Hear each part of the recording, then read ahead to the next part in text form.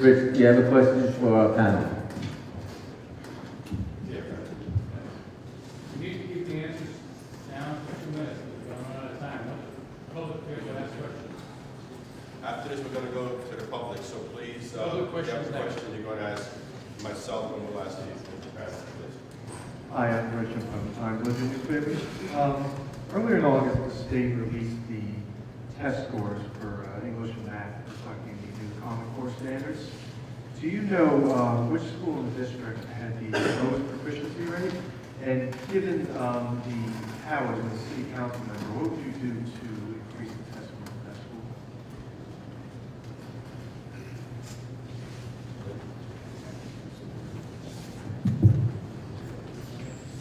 I don't know which school had the lowest grade.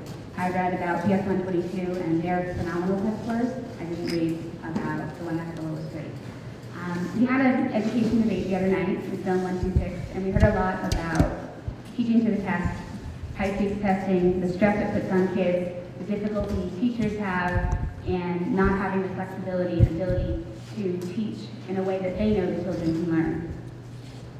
As a city council member, there are areas, of course, that you can affect education. But first and foremost, for me, I think we have to tackle the issue of male control and privatization, and so it's taking a big step back. But I'm concerned that many of the corporate charter changes that are trying to come to our district, they are being proposed to be co-located in our schools, so we already have overcrowding and become even more overcrowding, rather than giving the resources to the schools and the teachers and the principals that they need and deserve. At that forum, the debate the other night was asked from PS 126 about their playgrounds, about how they had potholes and they just had to sneeze. I think we all agree, and I've heard some of the candidates already say it tonight, that we need to make sure our kids have a safe space to play, and that we don't just want them in a classroom the entire day. They need to have arts programs and recess and PE and after-school programs and things like that. So I think the biggest problem is the teaching to the test, and unfortunately I don't know the first part of the answer. We ultimately represent the public schools in District 30. And Long Island City High School and Bryant High School, that's District 30. It's clear. There's a dichotomy in the district. You've got one side of the district past 21st Street that does well, PS 122, PS 85. These are high-performing schools. And we've got the other side of 27th Avenue, past 21st Street, that are non-performing schools because those children come from disadvantaged families, single-parent homes, public housing. These children need more help. And it's not fair to compare these children who are minority to some that aren't minority, that come from better, more affluent neighborhoods, whose parents can afford to get a tutor, while those other kids' parents can't afford to get a tutor. So there's a tale of two school districts as far as I'm concerned. And when I was on the school board, we addressed those issues. We worked hard the best we could to try to improve those non-performing areas.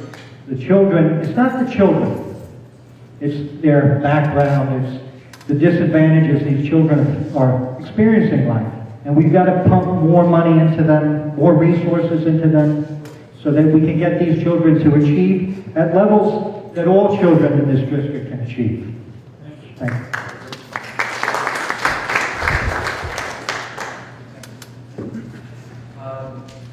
We have to localize school control.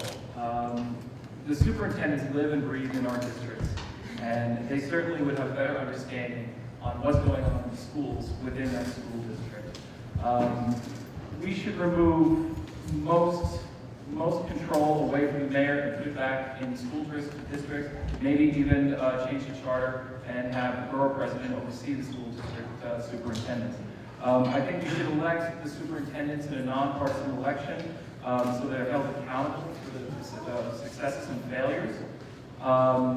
You know, I also think that we do need to reform the educational process. The decision of a child's education should fall to the parent of that child and not the bureaucrats. Parents should have the option and the means to get education that can be obtained through the school, if it's in the public school system or not in the public school system. I've come up with a thing called Parental Assistant Grant for Education, or PAGE for short. What it would do is it would allow parents to make a decision on where they can send their child for the best education. The concerns of trailer classrooms and overcrowded classrooms. There are parochial and private schools whose classroom sizes have greatly diminished. So much so that this past decade, we've seen dozens of elementary schools close through 5 boroughs. You hear politicians argue class sizes too big, but ignore that many school closures have happened right in front of our eyes because of not many kids. By not offering parents financial assistance and choice in these schools, politicians are forcing many kids into classrooms that are overcrowded.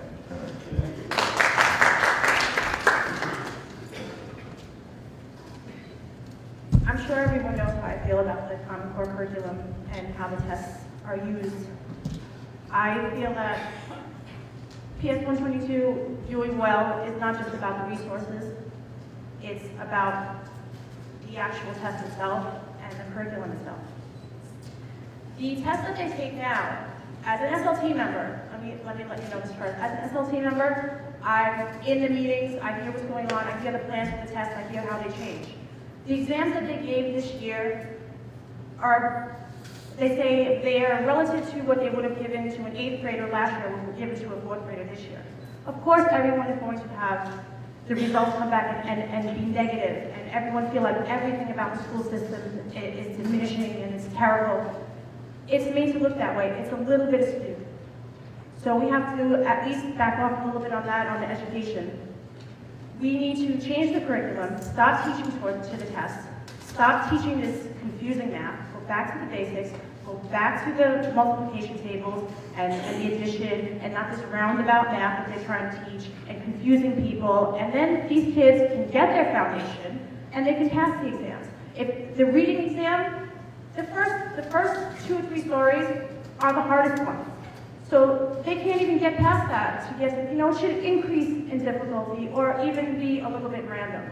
I feel like it's set up that way, it's set up to fail, and it makes the children uncomfortable, upset, stressful, and it makes the teachers look bad. And it needs to change. Thank you, Deb.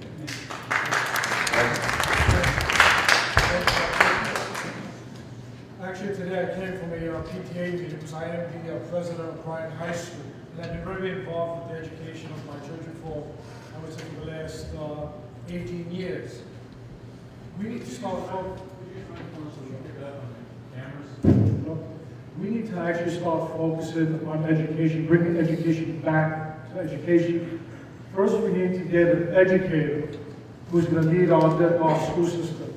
We have the largest education system in the country, over 1 million kids.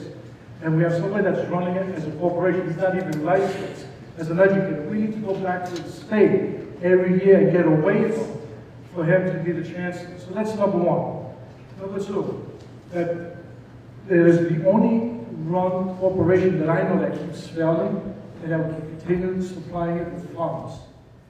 So we need to change that. We need to use the funds more wisely. Standardized testing is not the way to go, and it's been proven. It's all about money. About numbers. This administration is so focused on statistics and proving that they did the right thing that they've lost track of our children. We need to be able to make the teachers feel comfortable. When they walk into that classroom, it's about teaching and about the kids about learning. It's fun to go to school. Not worrying if they're going to hit an 80 on standardized tests. All standardized tests do is just show us how fast the kid learns. It doesn't mean that they're learning the material. So we need to go back to the basics. What good is it to have an electronic board and to have all the computers in the world if our kids don't understand the basics of math, reading, and writing? And if we look at our own district, because the question is why are some schools passing and other ones are failing? It's also about the resources. That this district has been divided, like I said from the beginning. We need to spend money wisely. We need to be able to have after-school programs. I'll tell you what I did at Bryan High School. We had a group, and you can tell where the kids are coming from, that they couldn't pass the SAT exams. So what did I do? I went out and found private funding. We need to go out and get private companies to team up with our public school systems and make them work. And we see that Zone 126 has done the same thing. So what did I do? I got private funding to be able to send our children that cannot afford to go to SATs to be able to use corporations to help them pass these exams. It's all about thinking outside the box, thinking logically and thinking what's in the best interest of the children, what's in their best interest, and not what's in the best interest of an administration.